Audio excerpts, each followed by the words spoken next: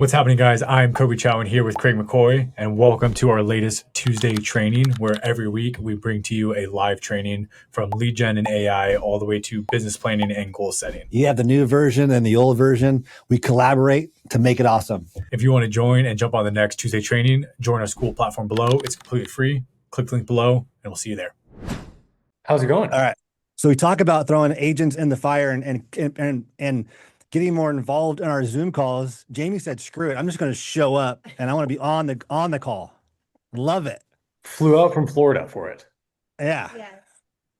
So she said, "Forget the Zoom. She want to be here in person." All you local agents that haven't been here yet, come on. Yeah, step up your game. All right, go ahead, Cole. You firing things off, or what do you have going on? Bill and Tim, we're going to kind of run through some mortgage stuff and then let you guys kind of jump into it. I know Jamie wanted to talk about some cold calling, and then anything else you kind of wanted to go over, but thought we usually started with just Bill. No Tim right now. So Bill, is it just you?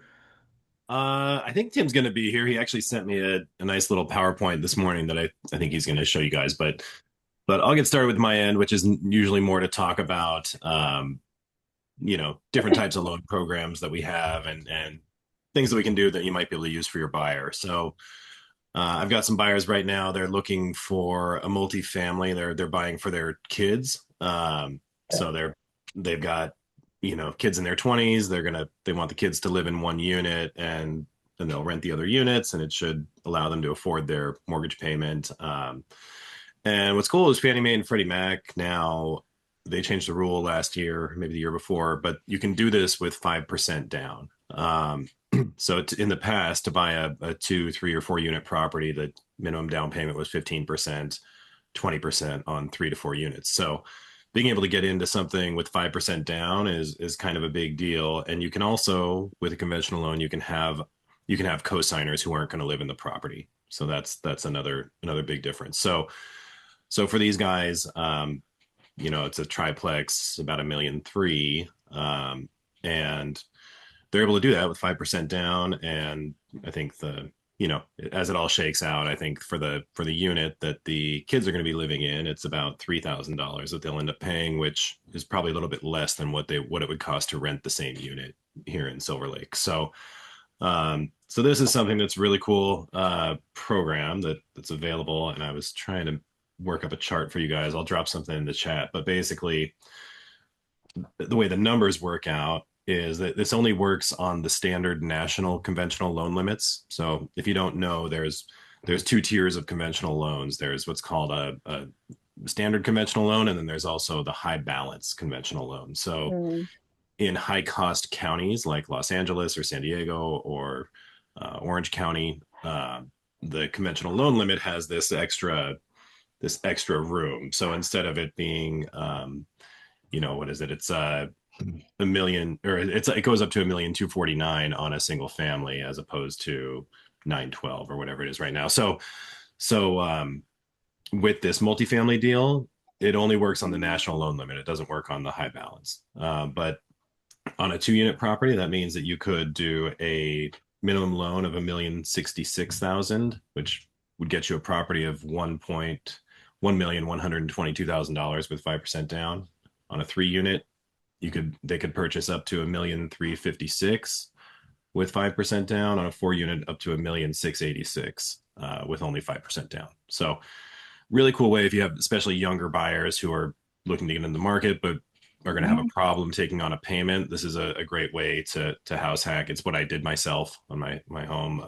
I've got renters in the back, and I pay less now for my mortgage than what I would be paying for rent. So something that I definitely encourage people to look into if they have clients who are concerned about payment or long-term stability. And when you're trying to calculate that, how much of the DTI is just up to the borrower versus how much of the rent can you actually use? And is it market rent or what's currently in there? That's a good question. So the way that it goes is that we're able to use for the units that are not going to be occupied by the buyer, we're able to use up to 75% of the rent. So if 75% of the current rents, if there's a tenant in there, if it's delivered vacant, then it's 75% of the expected rent, which is calculated by the appraiser. So when we do an appraisal on a multifamily property, they do the regular appraisal where they come up with the value of the home to make sure that it's equivalent or close to what the purchase price is, but they also do what's called a rent schedule, where the appraiser is going to try to figure out how much each unit would rent for. I will say, if you are in one of these transactions, appraisers are not especially great at determining how much rent is going to be. It's when you're looking at the MLS, you can easily see how much a home sold for, but when somebody signs a lease, it's not public information. So you might have something listed at $4,000 a month, but really it rents for $3,000 a month or whatnot. So it's a little bit tricky. So I'd encourage you to do research on your own and provide the appraiser with as many rental comps as you can. It's also pretty good practice, honestly, if you think there might be a value issue on a property that you're selling, to do the same thing. If you have some good comps, if your place is more updated than the other homes in the neighborhood, whatever. It's good to try and give the appraisers a little bit of help. Thank you. So yeah, that's my All right. piece for today. Got it. Is Tim is Understood. Tim here? If Tim's not here, I can go into the rates a little bit as well. Tim did. Wait, before you go on, does everyone get all that? Does anybody have any questions? Is Mm-mm. anybody confused? Mm-mm. All right, keep going. Bill's just so good at it. Are you confused, Craig? No, hey, there's Okay, a lot of good. people here who's wondering who has questions. I like it. No. Perfect. Good. Excuse me. And so as far as interest rates are concerned, it's been a roller coaster since this war started in Iran. The oil prices spiking. Essentially with mortgage rates, there is usually bad news is good for rates, right? If there's a lot of job losses, if the economy is slow, those things are good for mortgage rates, because the idea is the Federal Reserve is going to lower interest rates. They're going to try and stimulate the economy by making it easier for people to borrow money, right? So the enemy of rates is inflation. So with the oil prices going up, it provides an immediate inflationary environment. So that's what we've been going through the past couple of weeks. Interest rates went from being in the fives into we're at like 6.625 on a conventional 30-year fixed right now with no points, where we were doing 5.875 just a couple of weeks ago. So um, that's pretty brutal on our end. But what kind of comes from this as it goes on, if this thing gets extended a little bit longer, it also creates general slowdown in the economy. If people are paying $7 a gallon for their gas, which I saw the other day,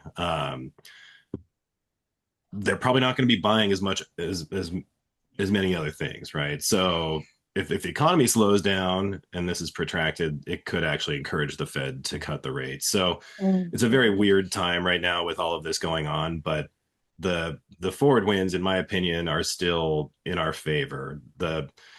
Uh, the guy who's going to be the new head of the Fed, he came out and said, I think we should be cutting rates by 1%, and so I don't know if he'll be able to get that through. That's Trump's guy, and that's what they're going to try and do. And we have the midterm election coming up as well, which they're going to do everything in their power to try and cut the rates, make things look more affordable, and win some votes. So um, I do think we have some light ahead of us, but right now it's been a bit of a bumpy road the past few weeks.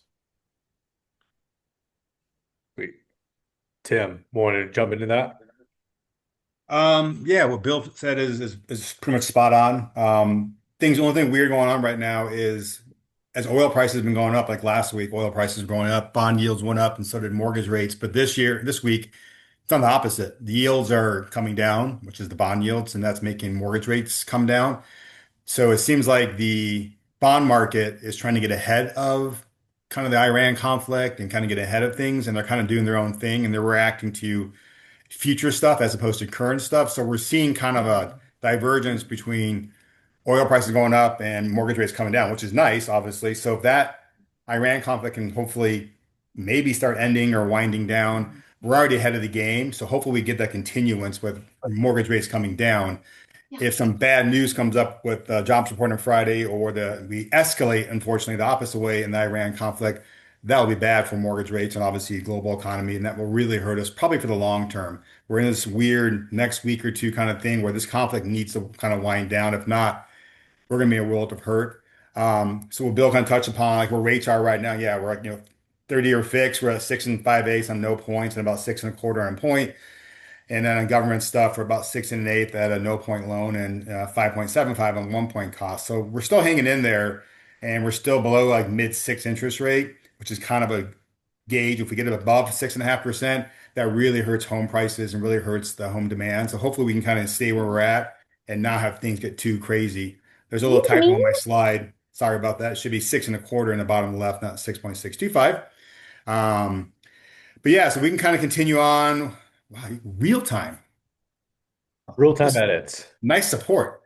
Um, yeah, so we can kind of continue where we're at right now. Rates should hopefully continue to drop. Cross our fingers unless we get a bad surprise Friday or we turn around and unfortunately have this conflict kind of get worse. So that's where we're at. It's volatile. Hang tight. We're here to help price things quickly, run numbers for you. Any support you need on buyers or sellers. That's what Bill and I are here for, and Eddie are here for. So don't be shy. Give a shout, man. We'll help you where we can.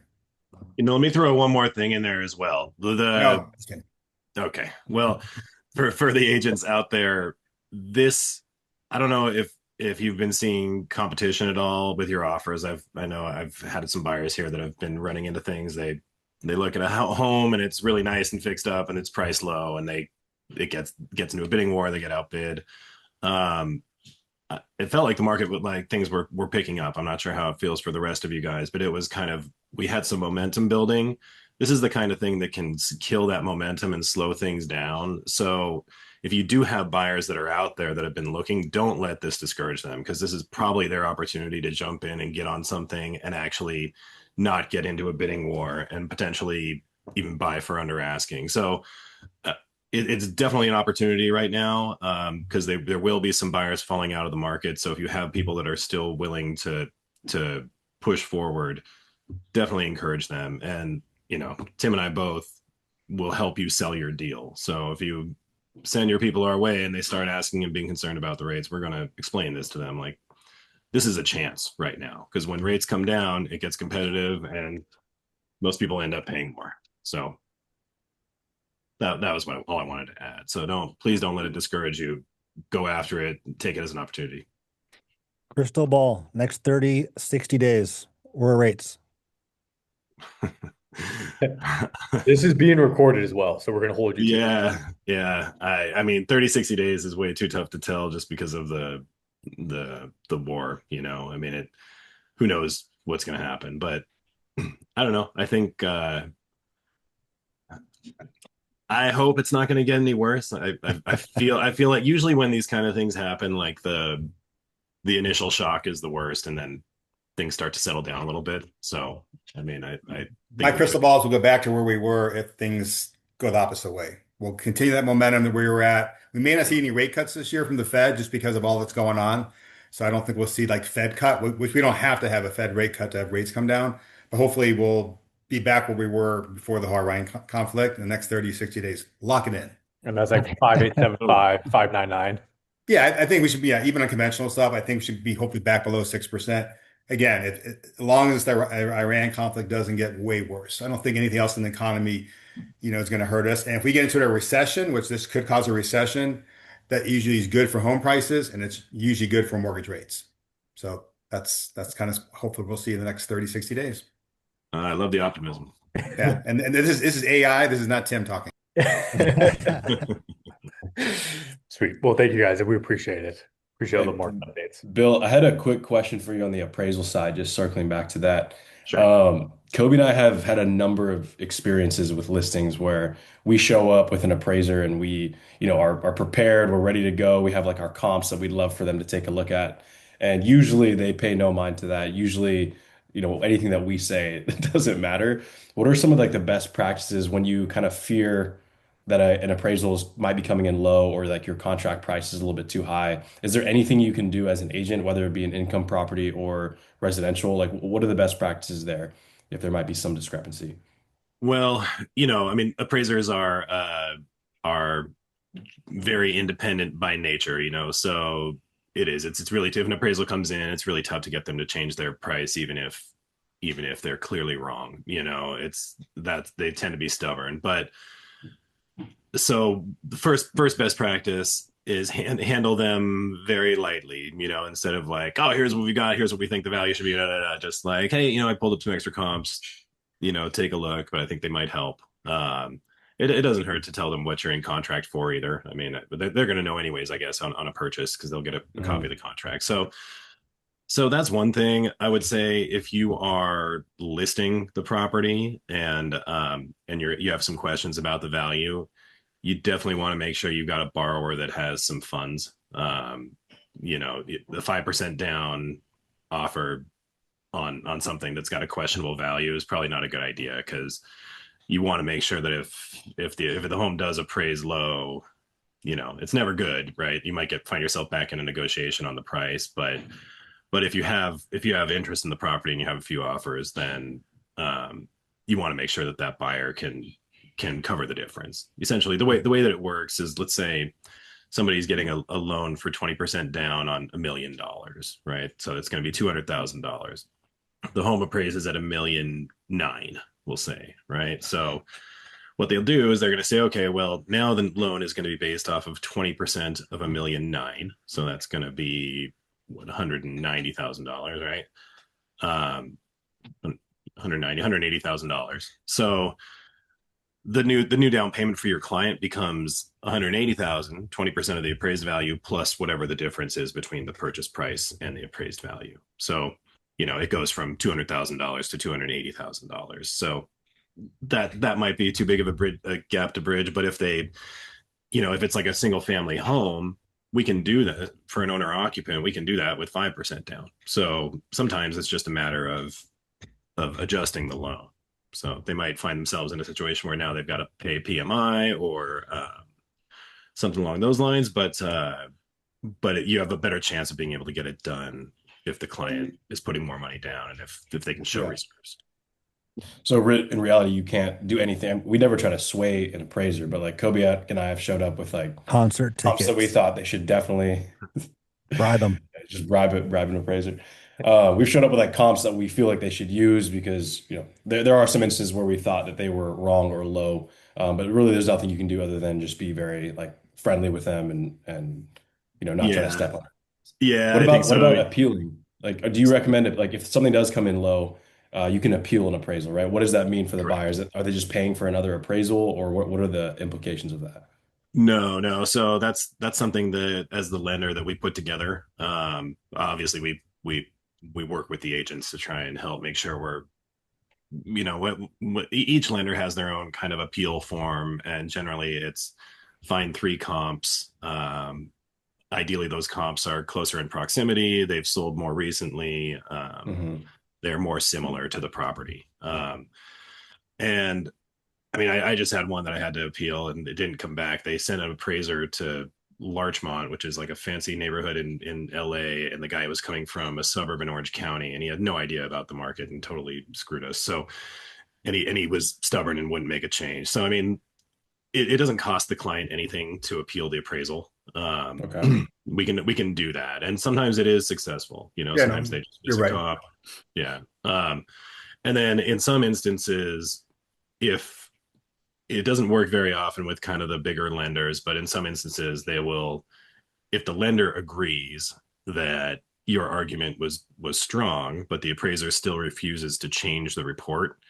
In that case, sometimes the lender will let you throw out that report and order a new one. So in that case, there Okay. would be an additional cost to the client, but that's you have to have a really strong argument to get the lender to do it, and generally it's going to be more of a smaller lender or a non-conforming lender rather than a Fannie Mae, Freddie Mac, FHA kind of loan.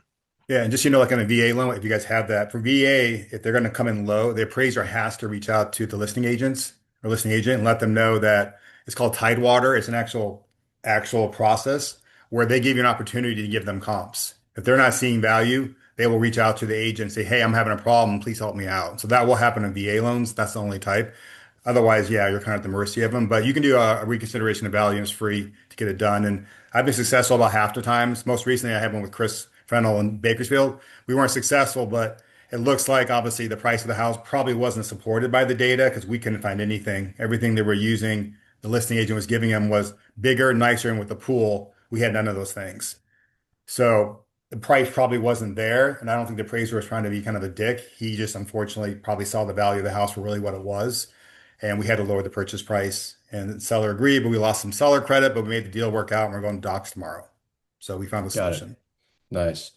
Yeah, appreciate that, guys. TJ, Elisa, anyone who has a listing coming up or their first listing, this is definitely something to keep in mind. Obviously, in this market, comps are kind of scarce, and a lot of the time, prices in this market can't be supported. So just keep that in mind when you're looking at buyers. You want people that have cash that can bridge that gap. Sometimes we write in there, if it's like an inflated price, we write in there that the buyer is required to make up the appraisal difference or appraisal gap, if any.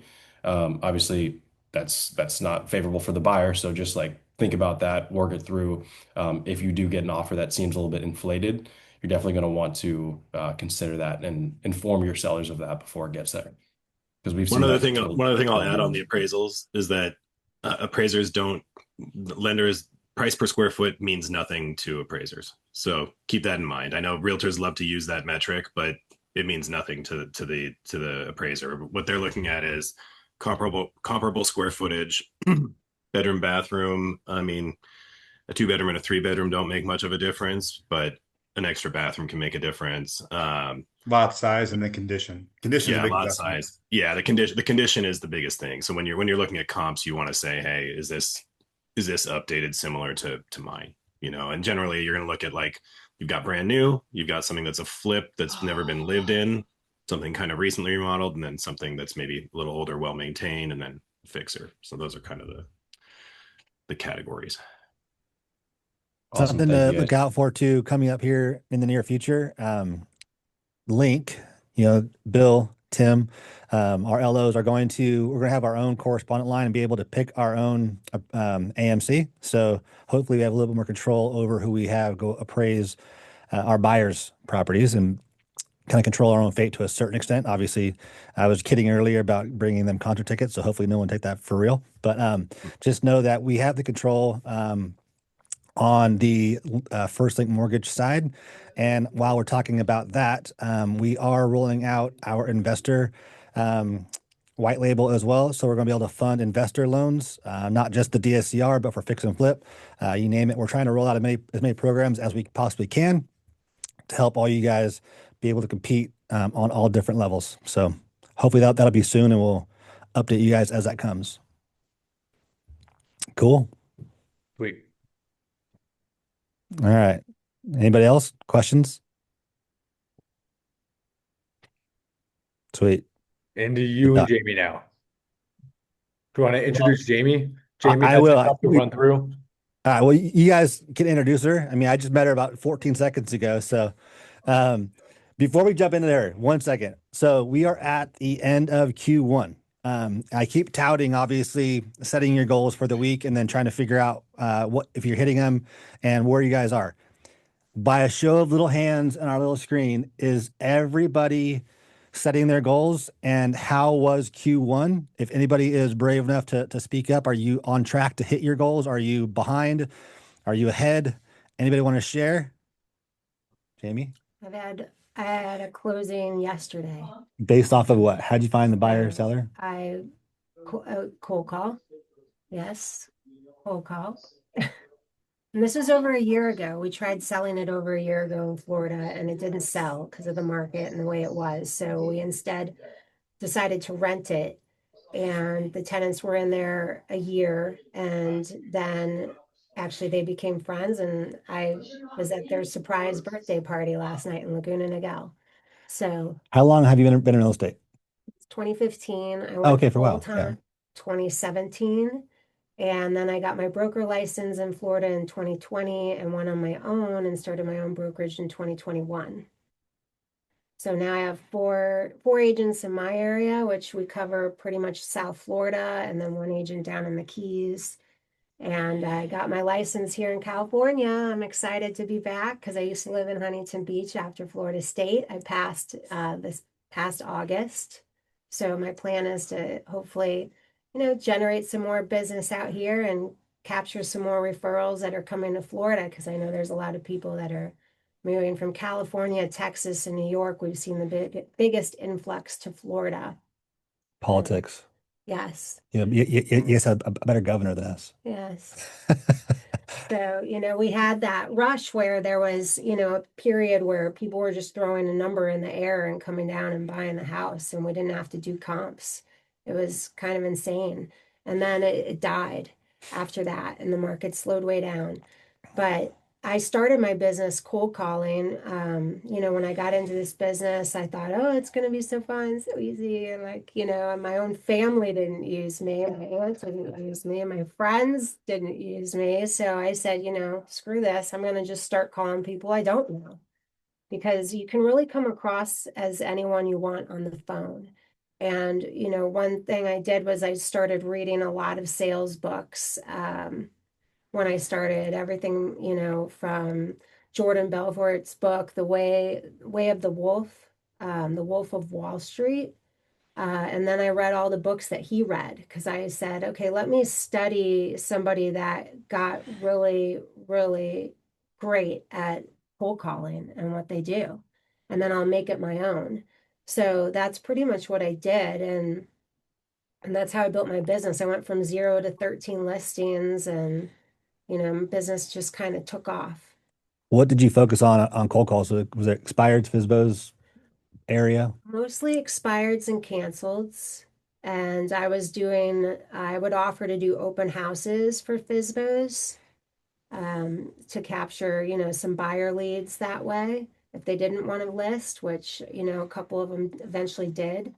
But yeah, I cold call expired and canceled listings. And, I think the most important thing is when, you have to come across as, the book says in Way of the Wolf, sharp as a tack in the first 4 seconds, enthusiastic as hell, and an expert in your field.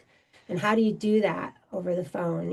It's people get scared to make a phone call, and you shouldn't because there's so many more agents out there that don't have the experience that you have and or don't know the area like you or your neighborhood like you. And I think you can really just ask questions. They teach the straight line method in that book where, if you go too far over the straight line, you're trying to bring someone to the close. You don't want to go too far. Let the client or, the customer take you off track of asking the questions or else you're in Pluto. And if you go below the line and they're talking about their family and they start getting off track, you're going into what he calls Uranus. So you want to constantly keep pushing that phone call and asking the right questions. So, what are the right questions? It's asking open-ended questions. I think the most important thing I realized that made a difference making phone calls is you introduce yourself, you say who you're with, do you have a minute? You have to ask for that permission because if you don't, they're going to just cut you off. Oh, now's not a good time, or they'll just hang up on you. But when you ask for, hey, do you have a minute? Most of the time, they're going to give you that minute. And then they might say, well, look, now's not a good time. Okay, great. When is a good time to call you back? And, just knowing when you're making those calls too, that 50% of those agents calling won't ever call them again. So you're already ahead. So, On a schedule, how many calls would you make per day or per week? about 3 hours a day worth of making calls is about what I've, averaged. Some days I go all day, some days it's 2 hours, depends on my day. But I would say the average is probably, 3 hours, setting down 9 to 12 or 1 to 4, or even later in the day, sometimes when people are home, because a lot of people are at work during the day. And then how'd you gauge it? Was it just contacts? Was it conversations? Or was it just when you were done, you were done? Usually just when I'm done, I'm done. If you're on a roll and it seems like people are being nice and engaging, and sometimes that's on Saturday. I make calls from usually like 10 to 1 or 2. And that's a really good time to call people, I've noticed, because they're not at work. They're a little more friendlier. They're not in the middle of their work day or they're not home and they're tired and the last thing they want to do is talk to a sales agent. This is Jamie, quick awesome. question for you on being an expert in your field and like being enthusiastic. Like, how do you How did you nail that down? Like, are you memorizing a script? Like, how do you come off as an expert in your field within the first 15 seconds of a phone call? I think 4 seconds. I think Four scripts are seconds, excuse me. important because um, you don't want to ramble when you're on the phone either. You want to get straight to the point. Say, hey, I'm with a new cutting edge brokerage that is using AI and we're combining, a mortgage team. We have an attorney. We're using AI with our brokerage. Do you have a minute, and try and always, show why this company you're with is better or why you're with. People buy from people they like and they trust. And you can flat out say, look, I know you don't know me. I don't know you, but do you have a minute? Can I ask you a couple questions real quick? We I should think just do a But master class because she's killing it right now. straight to the point, straight to I the love point. that strategy. I think Kobe might know this guy, Anthony Nucci. Have you seen him? Yep. So he's on social media. He's actually a Florida agent, I believe. Mhm. Do you know who that is, Jamie? No.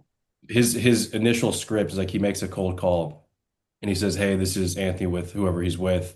Um, what does it start?" He's like, "Oh, I just have two quick questions for you. Do you have 15 seconds?" And if they say yes, he's like, "Okay, great. That was my first question." And then he goes right into the other question about whatever an expired listing or something like that. So it's just like right off the tongue.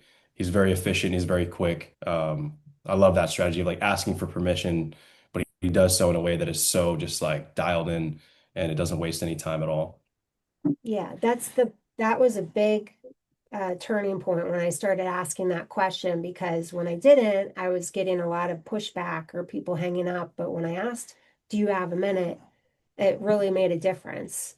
So, that's definitely an important part of it. And I would say another book I would encourage everybody to go on Amazon right now and order.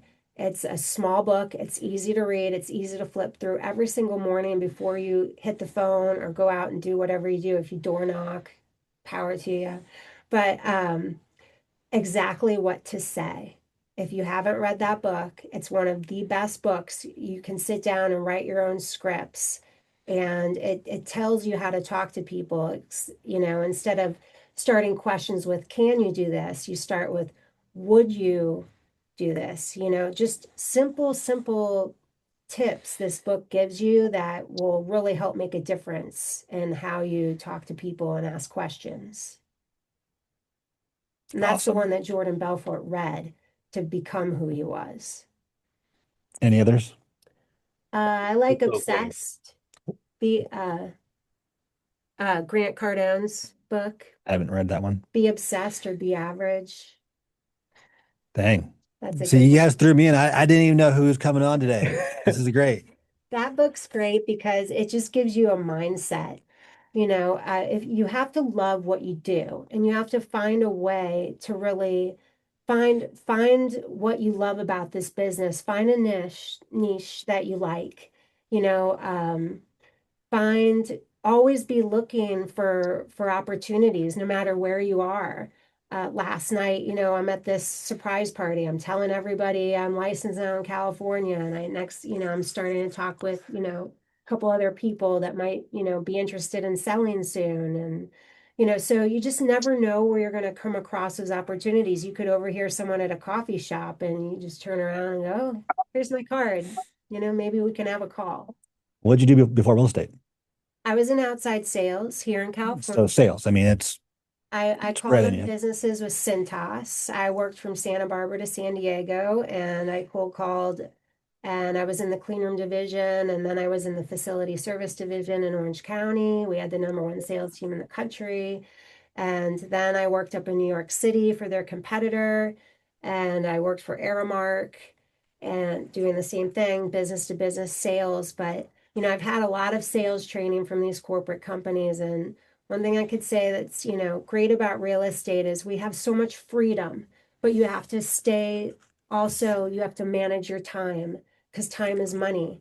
And I can't tell you how many times I have sat on a phone with people when I first started calling, and they just start talking about everything and wasted time. And you have to stay in control of that conversation.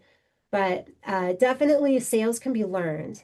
And I can't stress enough that every time, every morning you wake up, let's do a motivational tape. go get that book. I suggest reading The Way of the Wolf. It's a really funny read. It will make you laugh, and you'll be able to make it your own. And that book, Exactly What to Say, is amazing. I probably look at that every single day. I should have brought it with me, but I'll show it on the next. So on your goals, do you have your business plan? You have all your goals written out. What do you follow? How do you develop your system? So I go back to like the sales training I had when I first started sales here in California. We would have two half days in the office. So I started with just doing something simple like that. I said, okay, let me start with 9 to 12, and then 1 to 5. 9 to 12 Monday, 1 to 5 Wednesday, which I've now tweaked that because I've realized Tuesday, Wednesday, Thursday, and Friday morning are the best times to call people, and then Saturdays. But I try and schedule those time blocks, and I try and get 25 phone calls in an hour. And do you have a dialer No, what'd you use for your data? Like Redx or I was using RedX in the beginning, and then I switched to a company called Land Voice, and you can get expired cancels, FISBOs, you can do neighborhood searches. So I was just using that service, and then I would make notes. So it's funny because I've used it for years, and the same listings keep popping up. It's like, oh, you still in sell. So, or I had notes about what something they said, and I can call them back up and be like, oh, hey, this is Jamie. Remember you told me about this? And they're blown away that you remember certain things. So making notes is important because that listing will come up again. masterclass? This is it. So what other systems? I mean, is it just cold calling, or do you have your sphere of influence? Do you network marketing, Instagram, social media? What else do you do? So I do networking groups. I go to not with other realtors because that to me is, Weird. according to Grant Cardone, a waste of time. Yeah. So I try to find different events, anything that doesn't have other realtors there. And as far as social media, I'm on Facebook, Jamie Elizabeth. I have Muckler Properties. I have my LinkedIn. I have TikTok. And I just started using a service called Lux Shots. I was telling Kobe and Andrew about. It's a photography business that basically they do a video. I can have them come and film they film me at a listing, walking through, saying an intro, and then a hook line at the end.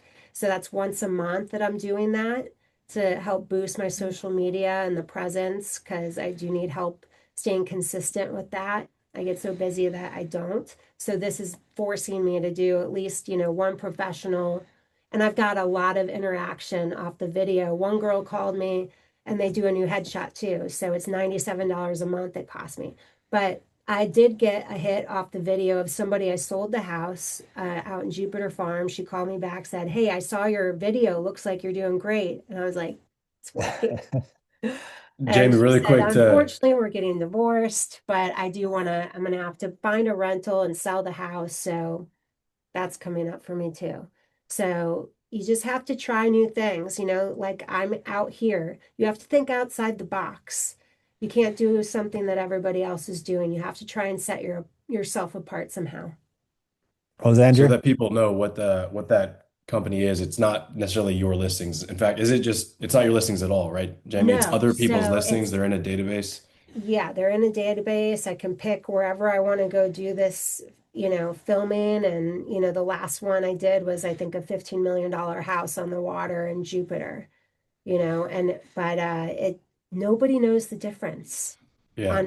on social media. I've had so many people, even agents, my old broker goes, great new listing, so I was like, It's it's basically working. our content days, but this is probably on a larger scale and probably better quality, I would assume, for doing $15 million listings. But yeah, so you can just choose whichever listing you want, and then they go out and confirm with the listing agent or with the owner, or do you like, how's that listing eligible for this service? It's, it's just basically extra exposure for that listing because all these agents are going there. The first time they let you do it for free and then you have to pay monthly. But it's, they're booked back to back with people from I think 9 to 5 doing this. And these agents are from all over the place. Most of them I've never seen in my life or heard of. So I don't know where they're coming from. But it's just something different. I'm trying. I'll let you know what business I get out of it. And I just started it a couple months ago. So aside from that, tech and AI, okay, what's your take on tech versus being proactive and reaching out cold, warm sphere? Give me the pros and cons of tech. Am I leading? Is that too leading? No, I wouldn't say I'm like the techiest person.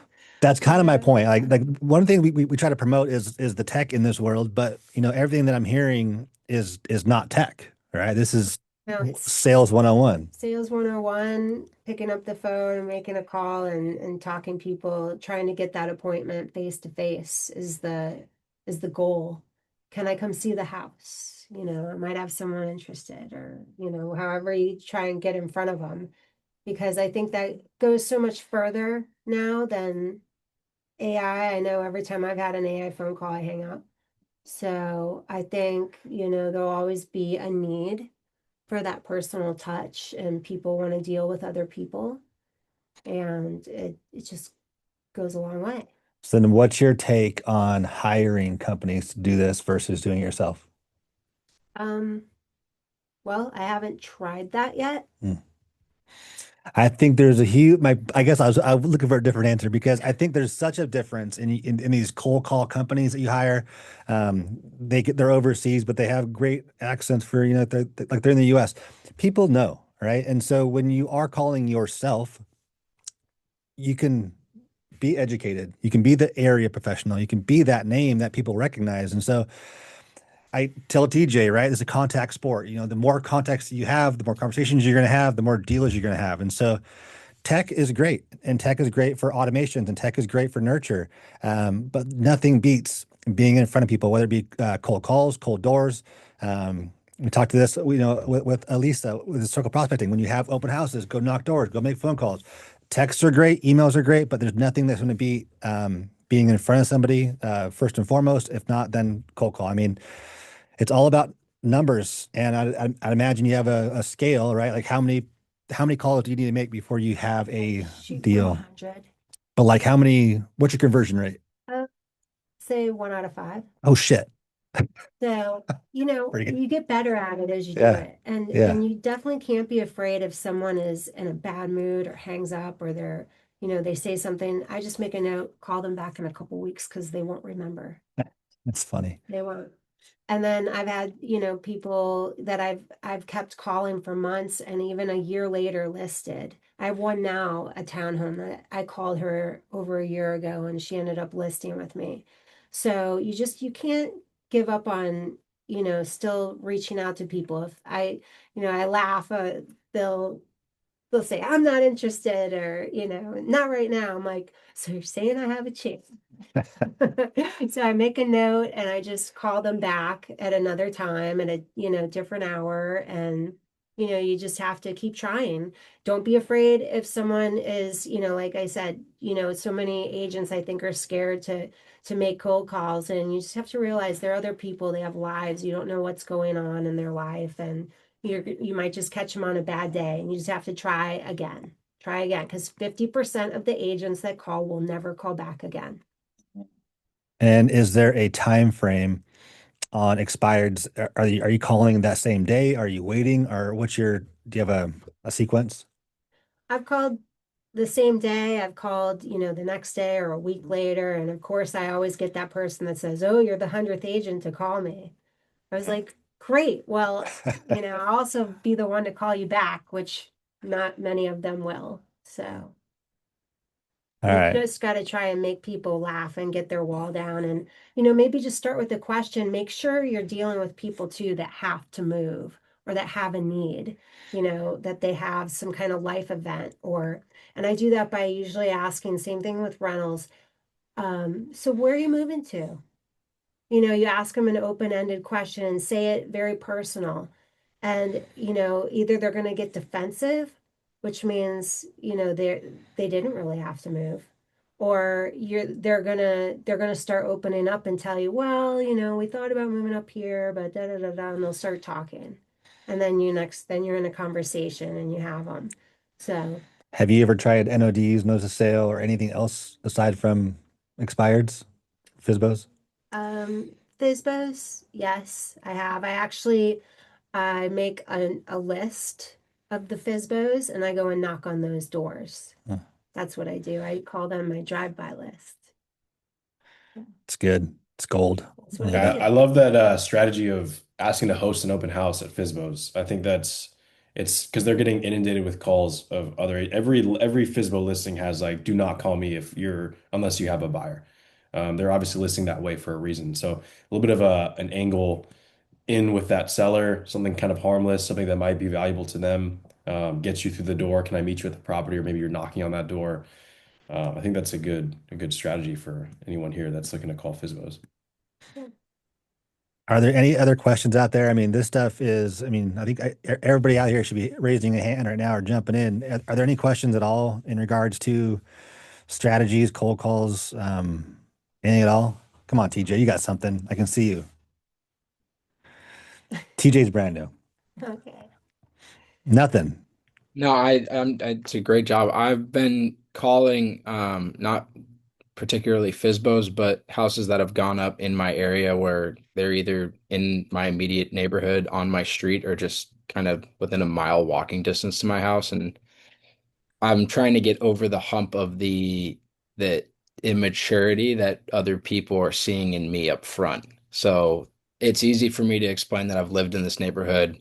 I've gone to the high school. My family's pretty active within the community, and not like that my last name means something, but it does hold a little water within my community. So I'd like to, branch out a little more, but I'm having a trouble getting over the hurdle of people seeing me as like the little kid in the neighborhood Hmm. that is now coming into it. Okay, yeah, I would just say fake it till you make it, Yeah. Okay. dress sharp, show up and explain to them you have a team. And if you don't know the answer, you'll find out. Okay. Even with that mustache, I mean, come on. Manly. It's like some Tom Selleck shit going on. He's like, who's that? Who's Tom Selleck? Again, just I would just lead with yes, I might be new, but I'm with this amazing new brokerage that they're using. We have a great team put together. I have everybody at my fingertips, and we can handle your transaction seamlessly. And give me 5 minutes to meet with you, or give me 20 minutes, of your time. I'll come back with another agent if you don't feel comfortable by yourself. TJ, what do you think is giving off immaturity? Like, is it your license number that they see, or like the way that you're talking to them? Well, like it just so happens that three of the five agents that have something listed in my neighborhood all had sons that played for my dad. So obviously when I Got it. bring that up, they see me as like the little 5-year-old kid that was running around on the court, and then they think it's cute. And then Yeah, now but it's those are cute the instead of agents. If offensive. you're talking about like homeowners and clients, they don't know that, Yeah, they right? don't I know. mean, No, not at all. That's the thing is that yeah. it's easy to sell myself to the clients. It's harder to sell myself to the agents. Yeah. I Like, mean, again, if you're talking wow. to somebody your dad's age, then you're the kid. If you're talking to somebody your grandpa's age, then you're the grandson. You're at your own age again. You just got to be the chameleon and be that person that they think you are, right? I mean, who cares? You're a college graduate. You've walked the walk. You've talked the talk. Just handle it, right? Um, are you just calling NODs? Are you looking at trying to get into expireds or FISBOs or anything different? I'm calling the expireds and FISBOs through Go High Level. Yeah. And that was kind of my next question is I'll get into a conversation with a buyer, whether it be a FISBO or it's just someone where it's bring me a buyer and then we'll talk, or I'm not talking to any agents unless you have a buyer. And then I kind of get in the movement of, okay, now let me keep this guy on the line so that I can sell him on my personality. And then that ends up being an hour phone call out of my day when I could be, Right. dialing more. You're not keeping them on that line. You Yeah. gotta keep asking the right questions. So yeah, I would definitely say, you probably definitely need to read that book, Be Obsessed or Be Average. Because he started out, selling cars and it's completely changed his business and learned real estate and also, The Way of the Wolf, exactly what to say. Those three books will really help you develop some confidence and talking with people. But yeah, you do have to be careful of their time and not letting people just ramble because then you lose control of the sale completely. So you have to just always have a list in front of you of the questions you want to ask and, stick to that. You know, um, that would be my advice. Thank you. Yeah. All right, this is good. This is good. I had no idea what I was walking into this morning and like crushing it here. Anybody Grant, else? Can she said Grant Cardone one time, and you just can't stop smiling. I've laid out all these books for you guys, man. Like, come on, let's go. I've read can all of his books. can you put the names of the books in the school platform? Yeah, We have Jamie, a new you book just club right here. text This it. is the next book we're going to read in our club. Hey, Brenda Lou, more Nice. importantly, how did Shane do? They did good. We're firing Jim O'Neill though. But other than that, they did really good. For those of you guys that don't know, Brenda Lou's husband races Baja. And it's probably one of the fastest guys I've ever ridden with in my entire life, and probably one of the fastest guys ever to ride a dirt bike in Baja. So kind of a cool little plug. Cool.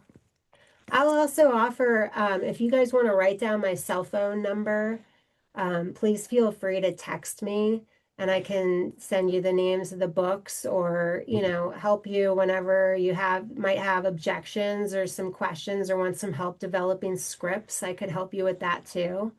And we can maybe get even like a group chat going, which is always fun and kind of picks up everyone's spirits. My cell phone is 561 310 7627.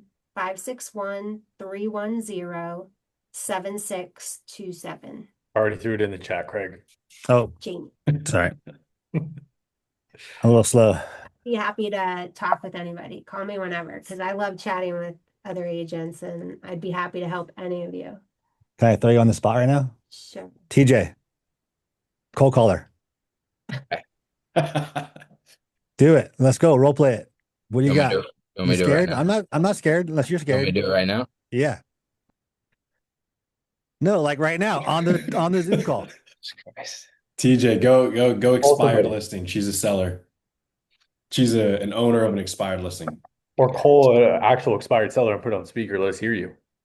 No, You want let's me- role play this for a second. I want to see how good he does and what advice we can get. You scared? Okay. Don't be No, scared. no, I'm not scared. Okay. Hi, Jamie. This is TJ Rowland with Link Brokerages. I'm a realtor in Southern California, and I'd like to ask you a few questions about your property. Okay. Great. Well, now that I have your I time. would say do you have a minute? Okay, do you have a minute? Do you Great. have a minute? You have to ask that. Write Okay. that down. I Yeah. will. Okay. Do you have a minute? Go for it. Do you have a minute? So she's got a minute. Great. You Okay, got have it. a minute, sure. What's up? Looking at the condition of your property, it looks pretty turnkey. I could have a buyer within the first 30 days with the amazing team that I work with, just so I can get a little bit more insight on your property. Tell me about the property as a home owner. How long have you lived in the property? What is your property like? What's the condition of it, and what's the story behind it? Okay. Well, those are very good questions. We've lived here a long time. We're thinking of downsizing. Our kids are out of the house now, so that's why we're selling. Just ready for a change, ready to travel. I understand the turnover's happening, and we're trying to get new families into the neighborhood. Do you have any neighbors that have sold their house recently within the last year, maybe? I'm not sure about that. I don't know. That's no worries. We can check that for you. My team and I can be working on that right now. In terms of downsizing, where is your desired location of moving to? Do you guys have plans so far, or are you just working on getting out of the house? We're tossing around some different ideas. We haven't really decided. Depends what we can get for this house.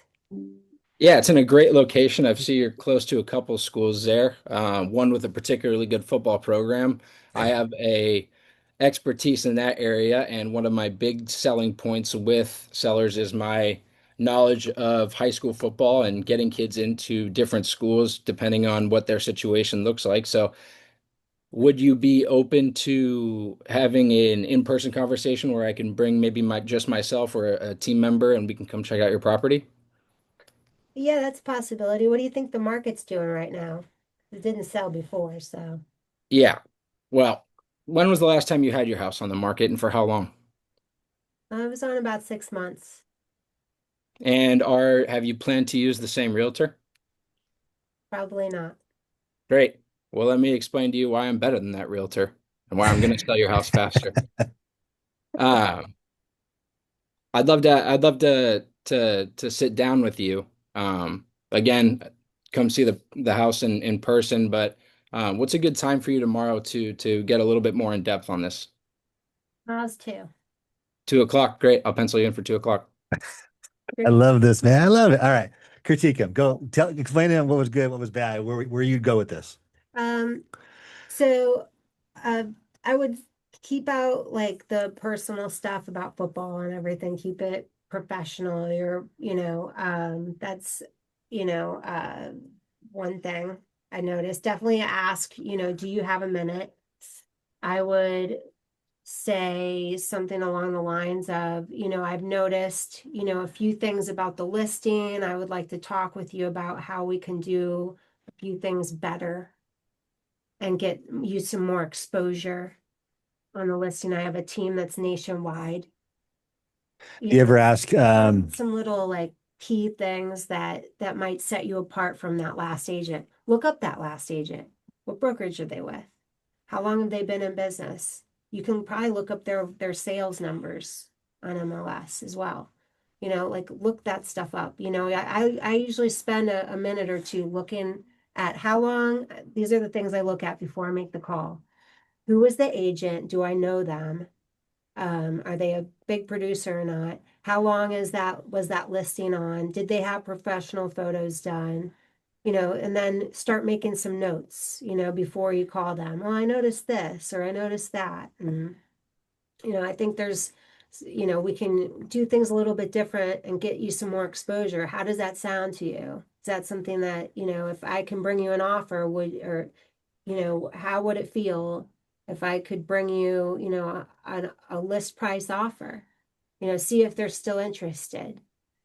So, do you ever ask, why do you think it hasn't sold or it didn't sell the first time? yeah, I've asked that before. You can And ask that. so I guess what I'm hearing and just in my experience of like calling 5 people in the last 27 years, cold calling, you want to just kind of lead the conversation where you want it to go because if it didn't sell, it's likely they're not too happy with their realtor, right? You don't want to call that realtor out per se, but you want to have them call that realtor out and go, why do you think your property didn't sell? And let them list the reasons why. And then you can kind of come back with, okay, cool. Well, let me go ahead and show you my process and see if it jives with you. If it's just the price, if it was just the marketing, if it was, one of the questions is like, how did you guys arrive at your listing price? I mean, in my mind, you're a little bit higher than the market will bear. Obviously, it didn't sell. What's your, would you be open to an offer in this kind of a range? That might be a little too combative on the phone call, but that's more maybe in the personal call or in-person conversation. But again, you want to try to get this again, I'm coming out You, blind, but like leading yeah. the conversation to where you want it to go. Yeah, and you did a good job, TJ. You constantly want to, like, we used to call it trial closing people when I was in the corporate world. You want to constantly ask little questions that make them say yes. and you keep asking questions and, like lead them to getting that appointment. You asked for the appointment a few times, which was good. You want to constantly do that. I think another important thing is to create that urgency because, so many agents don't, I think, have that urgency when they are calling. Hey, the market's changing. Do you have a minute? I'll let you know what interest rates are doing. And, oh, well, someone told me it wasn't good. Well, why is that? Because that's the opposite. You actually, now's the best time to sell before the rates go, keep going up and prices go down. There's more listings coming on the market every day. If you want to sell, now's the time. You have to really come across and creating that urgency in Yeah. Hey, people's. I've got a question. Yep. Because I've encountered this with expireds when they ask. So kind of it triggered when TJ said, "Tell me about your house." I've had expireds. They actually get upset because they're like, "Well, why didn't you see my house when it was listed, or why didn't you bring the buyer by when if you have a buyer, why didn't you bring them by when it was listed?" Your How do agent you didn't tell combat me that? about it. Yeah. Your agent didn't email me about it. They didn't tell me about it. This goes back to your You to stay quiet. Whoever talks first I loses. just lost. Like this goes back to your circle prospecting that link offers. This is what Kobe's big 5-step marketing plan is all about, right? You want to reach out to those agents in that area, reach out to the homeowners around this property, um, you want to put as many eyes on this property as you possibly can. And so if you didn't see it, that means a lot of other agents didn't see it. And why is that? All right. So, and then TJ, one thing too that it's I don't know if it's good or bad, or you might correct me a little bit, but you're awesome. I believe you're awesome. You're awesome. They don't give a shit, right? They want to know what you can do for them, right? Ask them the questions. People like to hear themselves talk, and they want to feel important. No matter how good you are, um, you want they get them talking, right? About themselves. Yeah, and feel confident that you know more than them. You know, California is very, 135 hours course, with real estate laws and mortgages. You know more than most of the people out there. So let that be your confidence when you're talking to people. You passed the Mhm. exam. Yeah. And that really says a lot. And you have to have that confidence when you're talking to people. And Brendo, one thing really quick on that question or that objection. It's all about, I think all about the angle that you're taking with the seller. It's not that, hey, we have a buyer, or I'm not promising you a buyer. I'm promising you more exposure, better marketing, and better listing experience that will bring that buyer. One thing that Kobe and we have a client that really liked this about us. It's an older guy who has these multifamily buildings. We were the only agents that sat down with him and did not promise him a buyer. He was getting, I mean, Marcus and Millichap, every big name commercial brokerage, these agents would sit down and be like, we have a huge buyer pool. So they kept saying, buyer pool, buyer pool. And his response to that was, well, then why didn't you just bring the buyer when it was listed back then? If you have such a big buyer pool, why would you not want to get paid on the buy side by bringing an actual buyer? So he actually hates that approach. People that say, oh, I have the buyer, well, then just bring it. Bring me the offer, have it written, have it submitted to me. We never take that approach in the listing, any expired or just any other listing presentation. Like obviously, if it's been on the market, they're going to say, why didn't you bring the buyer? But we never take that approach. We say, we're just going to get you maximum exposure. We're going to make sure we highlight X, Y, and Z. We have our team, we have our network. These are our processes that we use to make sure that the most people possible see it. And I think that goes a lot longer of a way because you're not promising them something, you're promising them what you're going to do to achieve a certain result. Yeah, I agree with that. You don't want to overpromise. And I tell people, look, I'm going to be bluntly honest with you about what the market's doing. I'm not going to blow smoke like some of these agents do or promise they have a buyer or bring a fake buyer with them, just to get a listing appointment. And there's a lot of tricks that these agents do, especially in Florida. I don't know about here, but, that's definitely you want to be very honest and transparent with people because people will sense if you're, blowing smoke right away or you're, just kind of shooting from the hip or, so you definitely want to be honest, transparent. It's good. It's good. Anything else? Anybody? Good stuff. Vanessa, you're quiet. You're just hanging out along for the ride. You have any questions? Don't be scared. No, I'm good. I was just multitasking over here. All right. All right. Okay. I mean, is there anything else that you would like to throw out, add? Not that I can think of right now. You know, maybe on the next podcast, I won't be afraid to talk up a little more. I tend to, just You did pretty damn good. thank you. Yeah. But This is awesome. So, okay, cool. Well, if there's nothing else from anybody else, I'd say thank you guys for hanging out with us.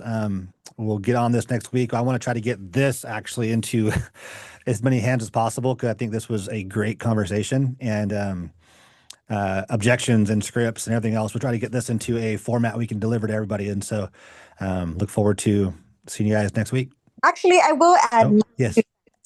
um one thing, like with open-ended questions, a lot of times you're going to get the how's the market question. So, Jonathan taught me always it's like, well, that depends from a buyer's or a seller's point of view, and then that gets them talking. So, good open-ended way to follow that question. okay. Yeah. Yeah. How is Jamie, the thank you market? so It's picking Yeah. up. Yeah. Picking up. Yeah. From a seller's point The of view, list prices now. Yeah. Sorry, what was that, Andrew? I was just going to say thank you to Jamie and for her to come out all the way to Riverside. And it's great to have you in the office. And I think it's a lot more, impactful. But obviously, if you're on the East Coast and you jump on these, you can still have a floor. And I think this is really valuable for our agents. So if we want to have more kind of cold call or script related conversations, I think that's a good thing to fall back on, Craig. Yeah, and you flew out just for this, right? Yeah. Yeah. All right, cool, man. Well, this is a good recording, Kobe. If you want to cut this thing up, this is great. Or give it to Jordan and Every have- week it gets pushed into school and on YouTube. I know, but we need to put it more places. Get it in everyone's inbox. All right. We appreciate you jumping on, Jamie. It was great All right. today. Thanks, everybody. Cool. Thank you. Thanks, guys. Craig, go get her Bye. some tri-tip. Say again? Go get her some tri-tip at the market. No, she's full Vegetarian. candy cowboy. She gets way better in the market. Bye, All guys. right, guys. Bye. Thank you. Take care.